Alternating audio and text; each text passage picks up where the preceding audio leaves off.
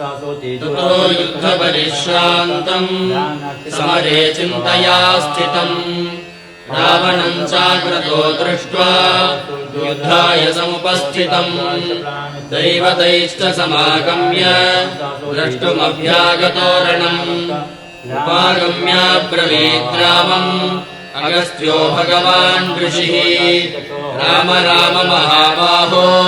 शृणुगुह्यम् सनातनम् येन सर्वानरीन् वत्स समरे विजयिष्यसि आदित्यहृदयम् पुण्यम् सर्वशत्रुविनाशनम् जयावहम् जपेन्नित्यम् अक्षय्यम् परमम् शिवम् सर्वमङ्गलमाङ्गल्यम् सर्वपापप्रणाशनम् चिन्ताशोकप्रशमनम् आयुर्वर्धनमुत्तमम् रश्मिमन्तम् समुद्यन्तम् देवासुरनमस्कृतम्